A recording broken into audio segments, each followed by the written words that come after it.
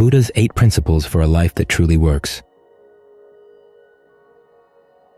I was reading once about a person visiting Japan during the summer.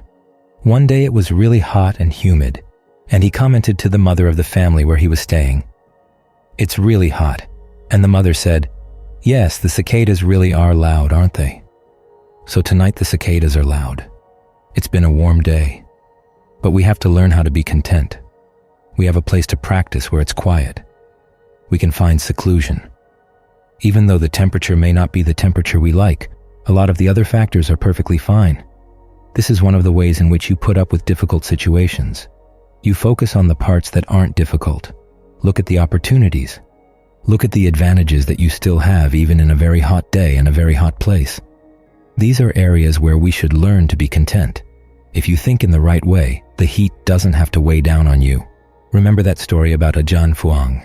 He was suddenly caught in a rainstorm one night, and all he had was his little umbrella tent, which provided very little protection from the wind and rain. So he decided to meditate on the theme. The body may be wet, but the mind isn't wet.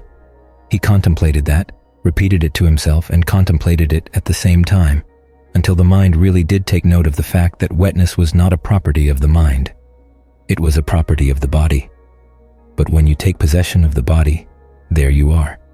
You're open to the suffering of being wet and cold. Here, in the heat, you're open to the suffering of being hot, if you take possession of the body, if that's what you're focusing on. But remember, you have the choice to focus or not.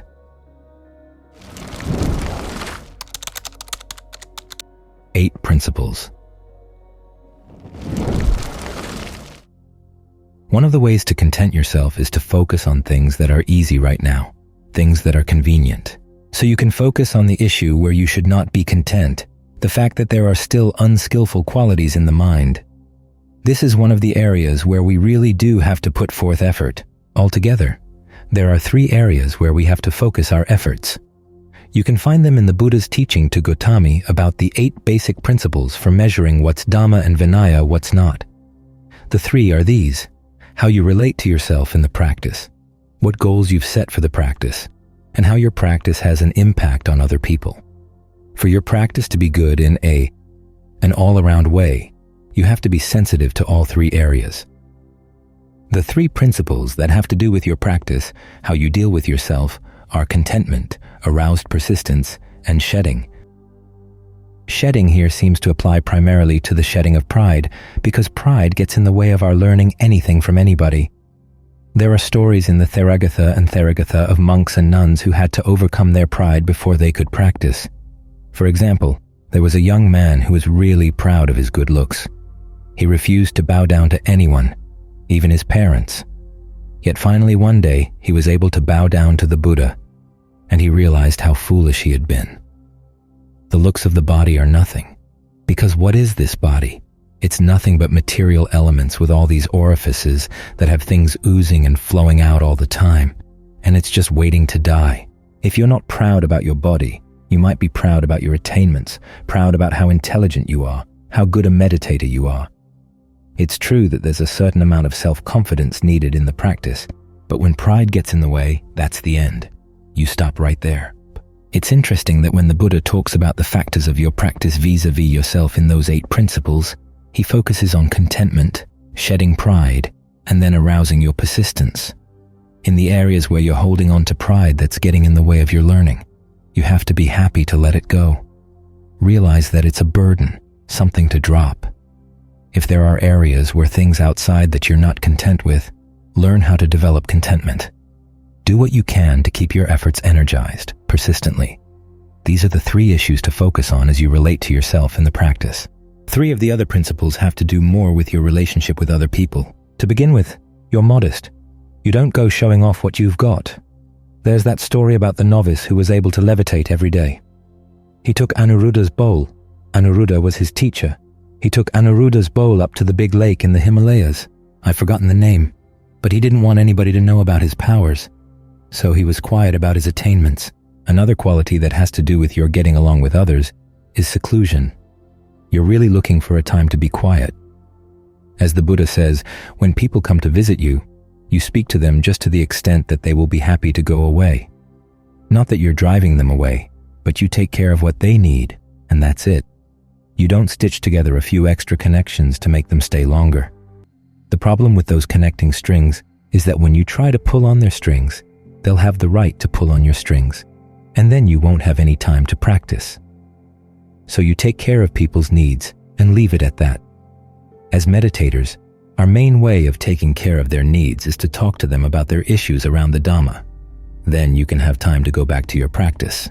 The other quality having to do with your dealings with other people is being unburdensome, doing whatever you can not to place a burden on other people. This is very directly tied to being content, but it also means looking after yourself. For instance, you know that we here depend on our supporters for our healthcare, so you do what you can to keep yourself healthy without placing a burden on others. It's a very delicate balancing act, but it's important that you keep this need for balance in mind, because the way you practice does have an impact on others. You want it to be a gift to them. The Buddha said that one of our motivations for practicing should be that if we reach one of the noble attainments, then the gifts that people have given us will bear them great fruit. Our practice is our way of paying them back. So there's no clear line between your inner practice and your dealings with other people. Shedding is connected to modesty. Contentment is connected to being unburdensome. When you arouse persistence, it's connected to your seclusion. And all of this is for the sake of the two factors dealing with the results of the practice. Being unfettered and dispassion. The two of them go together because passion is our primary fetter. The big issue for passion, of course, is passion for sensuality. That's the one we have to focus on first. All too often you hear people focusing first on trying hard not to get stuck on the pleasure of concentration. Actually, we want you to get stuck on concentration first so that you can let go of your other attachments. As the Buddha once said, if you don't have the pleasure that comes from jhana or something better, you're not going to be able to let go of your attachment to sensuality. No matter how much you understand the drawbacks of sensuality, no matter what you've read about the topic and worked on your discernment to see the drawbacks to sensuality, you're going to need something to take its place. So for the time being, allow yourself to get passionate about concentration.